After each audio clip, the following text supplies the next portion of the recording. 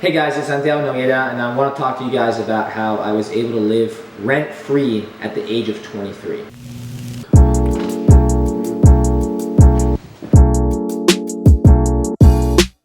So today we're going to be talking about the house hack, or how to live rent-free and own a property. So house hacking, it's a form of real estate investing where you use special types of loans that are only available for people who are going to live in a property to purchase a duplex, a triplex, or even a 4-unit apartment building. So what that lets you do is you're able to buy a property without putting very much money into it, and then get tenants to come live and pay for your mortgage, allowing you to live rent-free. And this is actually how I got started in real estate investing. 3 years ago, I purchased a duplex in Baltimore City after I quit my job. I used to do flipping in DC for a big developer. Once I learned the way to invest in real estate and I saw the power of investing in real estate, I learned as much as I could from there. I took what I had learned, I purchased my first duplex in Baltimore. I moved into the top unit, and I got tenants downstairs to pay for all of my bills, not just my mortgage, but I was actually able to profit a little bit on top of that and able to live completely free, food bills paid for. So it was really an excellent investment. After some time selling real estate, I was able to generate enough cash that I actually did a $20,000 renovation, and I built a new apartment in the basement of that unit. And I actually moved into that lower unit for some time.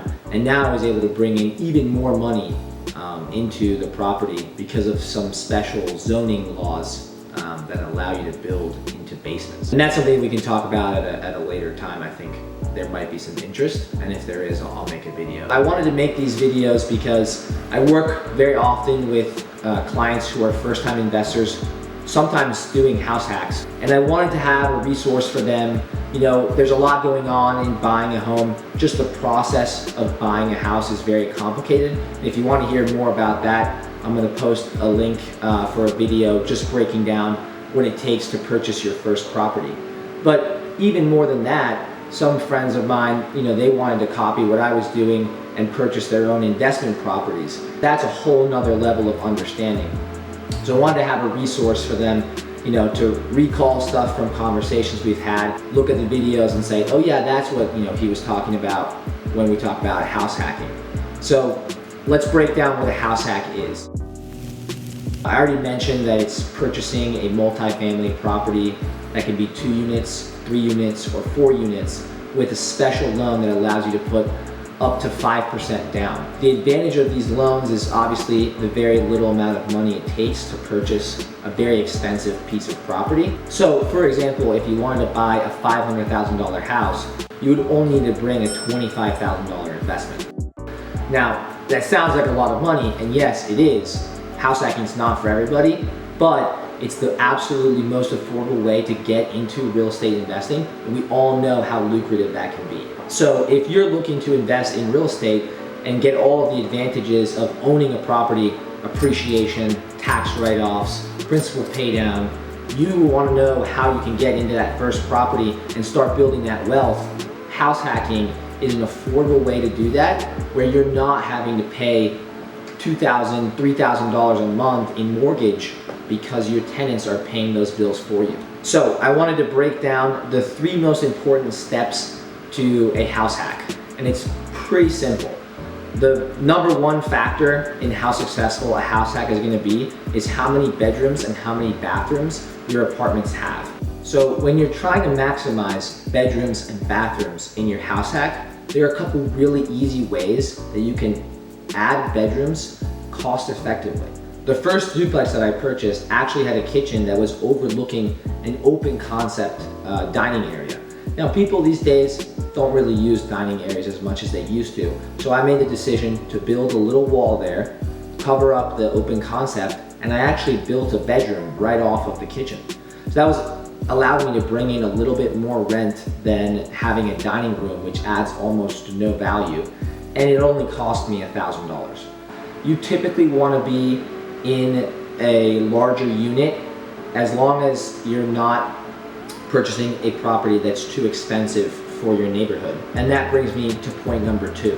You don't want to be the nicest house on the block, but you certainly don't want to be the worst. The best house hacks are the ones that are located pretty much in that median range where they're slightly above average in terms of price and quality, but they're definitely not the most luxurious properties. And the reason for that is as your purchase price or as the amount of money that the property cost goes up, it's going to be more difficult for you to afford the mortgage just with the rents. So you want to be in that sweet spot in the areas that I look at house hacks, which is DC, Maryland, and Baltimore City. The best house hacks are usually in the $300,000 range to the $500,000 range. And that's where you're able to get a property for a low down payment, but still have that monthly payment of your mortgage be low enough that your rent is able to pay for it. So the third factor in a successful house hack that we found is being located next to large institutions. The best are going to be colleges because lots of young people are going to live there. They're usually not paying their rent themselves, and they prefer to be in properties that are a little bit nicer than average. Other institutions that I have seen house hacks work nearby is large military bases, hospitals, large companies like Under Armour's new campus in Baltimore City, and other really big institutions, which is one of the reasons DC is a great place to invest in real estate. The federal government is located in DC, which provides a huge safety net of jobs. So even in a downturn, we're actually making this video in the middle of the 2020 pandemic, it's very difficult to see a downturn in real estate prices and in rent in DC because of the stability all of the jobs bring. Most of my tenants, in fact, about 95% of my tenants today were able to pay their rent on time throughout the pandemic. And that's something that a lot of real estate investors are struggling with because they weren't located in areas that are very safe for rentals. One of the huge benefits of house hacking is that all of the wealth building factors of real estate are working for you even though you are not paying the mortgage every month. Your tenants are. So even though you're breaking even on your monthly payments and living rent-free, you're making money every month passively through tax depreciation, tax write-offs, appreciation of the actual property itself, and principal paydown. And I'll break down what those factors are and how they build wealth through real estate in another video. So I know you're probably thinking, why is this such a powerful tool for building wealth and why haven't I heard of it before? And a lot of people say there are no free lunches, or if it sounds too good to be true, it is. And it's a little bit trickier than it sounds on paper. First of all, you have to be able to qualify for a loan to purchase a house. That means you need to have an income that's high enough to qualify for a pretty expensive property because these are multiple unit apartments. So yes, there are different areas that even in DC you can find properties like this for lower price points, but that doesn't mean they're going to be good investments for that area. So you need to probably have a conversation with a loan officer or a bank or a lender and see if you qualify for a purchase price of a house that's going to be enough to get you a worthwhile house hack. And as I mentioned, in this area where I am, DC, Baltimore, Montgomery County, it tends to be between the $300,000 and $500,000 price range. The other caveat is that you have to be willing to put in work. You're going to be managing tenants and they're going to be relying on you to be their landlord.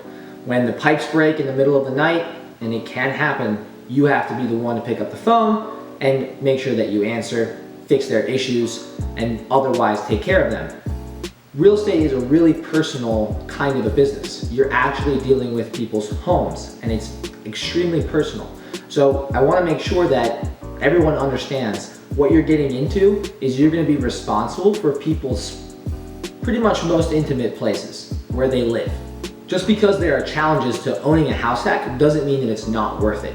And once you move out of the property, which can usually be done in a year to a year and a half, not only can you buy another house hack, but you can probably afford to start hiring a property manager to actually manage the rental for you. Now, when I first started out, I only had the duplex that I had purchased, which I've already mentioned, and I couldn't afford to have someone running my properties. Now, I've already accumulated 7 units, and I'm actually able to have somebody else managing my properties. That doesn't mean it's on autopilot, but it takes a lot of time of managing the properties off my plate so that I'm able to do things like make these videos to explain just how I was able to build wealth through real estate over the last 3 years and hopefully document where I'll be going with these investments in the future. Now, there's a lot more that goes into house hacking, and I may do a part 2 update to this video just to break down some of the further details and maybe show you guys what my pro forma looks like. That's a financial spreadsheet that breaks down what to expect in your first year of owning a house hack. And I can give you guys some examples of properties that I've invested in using that spreadsheet. If you guys have any questions or comments or videos you'd like to see about real estate investing or personal finance, leave a comment down below. Please like the video and subscribe for more content about real estate investing and personal finances.